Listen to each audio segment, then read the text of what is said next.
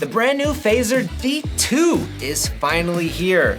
This is the all-new rear-wheel drive drift platform from Kyosho, and it's only $240 for a fully ready-to-run brush drift car, which is pretty unbelievable, and probably why the pre-order list is a mile long. So today we're gonna check out the D2, see why it's so popular, and then we're gonna go drift it.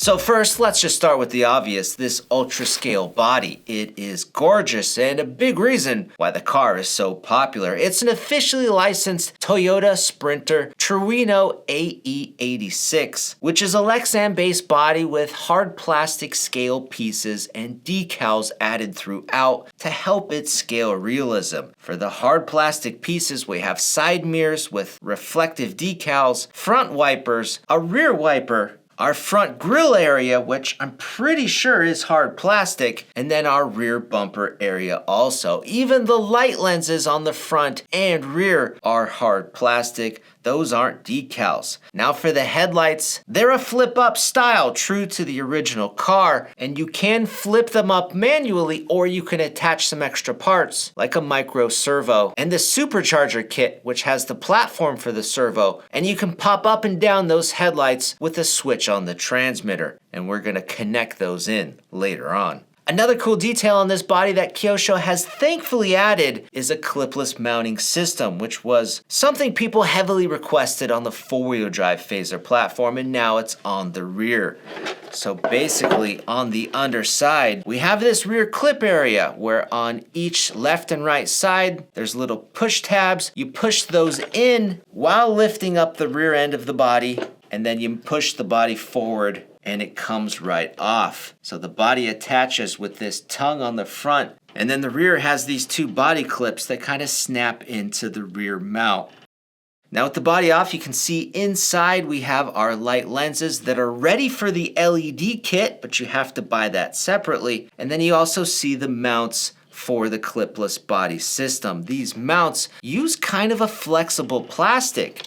So you have to kind of be careful that when you get ready to mount the body and clip the rear end in place, I've found that you can't just push down on the rear end. You actually have to get your hand in there, push the clips in, and then push the body down, and it just locks in. There's no clip sound or snap sound, but once the body's on there, it does feel really nice and secure. Now with the body off, we've got some interesting things going on with this chassis. For one, we have a twin chassis plate system. So we have a front and a rear clip. This is all plastic base, but the way that these two chassis pieces fit together is they slide, so you can adjust their wheelbase pretty easily. And the wheelbase will go from 240 millimeters to 274, and that'll allow a lot of different bodies on this car. On the shortest end, it'll fit the Tamiya mini chassis bodies, and then on the stretched end, you can use the bodies off of the four-wheel drive long chassis Fazer. There's a lot of other really longer wheelbase bodies too that you could use that previously may have been really challenging to fit on a chassis. Out of the box, the car comes configured to use a full-size stick pack, but you can use a shorty lipo, and the pieces to change out this battery box are included. The car also includes traditional body mounts if you do change out the body. The transmission is kind of interesting too, where it's a 4-gear transmission, and it uses up a lock spool inside with plastic outdrives and plastic dog bones. Now, the motor is in a high position, and it sits over the battery box, and you cannot get it any lower, but you can raise it up to sit almost vertical in its uppermost position. And to do that with the included body, you probably have to cut out a hole in the rear window. Now up front, this is the plastic tongue for the body mounting system. We've also got two supports for the body. We've got a plastic shock tower and bulkhead, plastic shocks, and a plastic double wishbone setup with plastic steering links that are non-adjustable. The width on this car is adjustable by adding longer wishbones. There is a double bell crank steering system in here with adjustable Ackerman. We have adjustable caster, and we have adjustable roll center in the front as well. And then our steering servo sits upright, kind of consumed in this plastic shroud, and it's the 4072-06W from Kyosho. Now this servo goes to a new receiver, and Kyosho is calling it the KRG331D, and it's a drift-specific servo that has a built-in gyro for the steering and throttle response, and there's little potentiometers on there that you can adjust the sensitivity for both of those channels. Now for the motor, it's a brushed motor. It's a 540 size. It's the G22, and then that goes to the brushed 60 amp Kyosho ESC that uses a T-style connector. It's 2 and 3S compatible, and it's got the on and off switch inside this body mounting cage. A few other little nice details is it's all hex screws. It has all ball bearings. We have fake disc brakes behind the wheels. The tires are just a Kyosho drift tire, and their performance at this point is unknown, but we'll test them out. And on the bottom side, it's kind of nice. The suspension arms are all captured in with little set screws at the pivot block, and then you can see the rear arms are adjustable. So here's our chassis weight without the battery, and we've got 63% in the rear, 52 on the left. We're going to use the Protect 2S LCG. So with the battery, we've got 65 in the rear, 52 on the left. And then lastly, with the body on,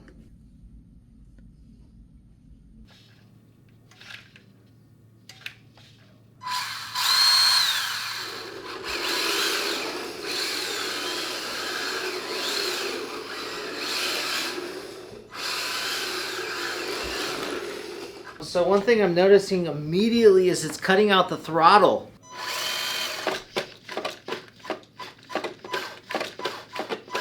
Okay, so we turn the gain on the throttle all the way down. All right, that pretty much turned it off. On that concrete surface, the car was pretty loose, and then on this carpet, it's getting a lot of traction. It's fairly easy to drive on the carpet though. So these stock tires on the drift track were really challenging. We were able to get around, but I don't think very well.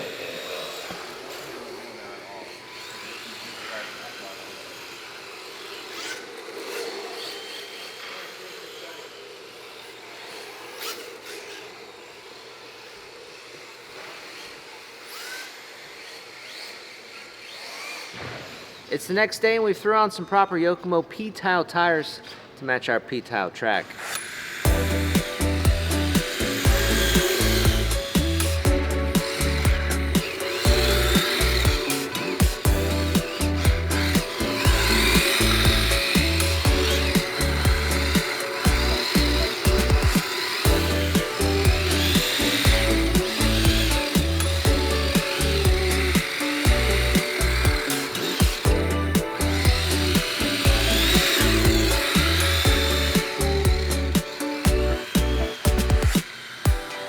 That's probably good.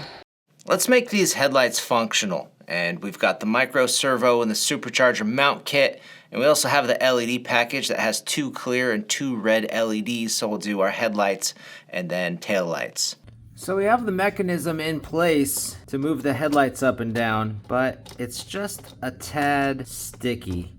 So I think I've narrowed it down to this lens rubbing on the corner of the body right here. So I'm going to use my X-Acto with the fresh blade, and I'm going to just kind of open up this hole right here where it's rubbing. Oh, there we go. Okay, it's done, and it's a little tricky getting the front end fastened. You have to get the servo horn put on a bar that connects to the headlights, and yeah, it's a little tricky.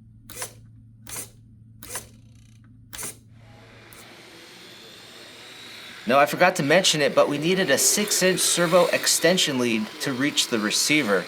And when it was all done, it is so cool. One issue though is that initially the lights closed level, but after using them quite a bit, they wouldn't close completely, and they kind of look like a little bit of a lazy eye. They probably just need to be messed with a little bit, but yeah, it looks kind of silly with them not closed all the way. Now you might think that the extra weight from the servo and the platform and the pieces to mechanize the pop-up lights would hinder the performance, but I think it may have helped out a little bit. That or just having more time on the car allowed me to drive it a little bit better, but either way it doesn't hinder the performance, and I think if anything, there's no loss. The car overall though is awesome. It looks amazing, the chassis is clean, and the price is right. And with a smooth trigger finger, it drifts impressively too. For $240, this is the best rear-wheel drive drifter you can buy for the money. And it's definitely recommended, and I hope you get yours soon. The only things I would change on this car is get proper drift tires, and then maybe a magnetic body mount set to really polish it off. Guys, go check out this awesome Trueno drift car with our links down below. Or if you want more RC videos, check these out.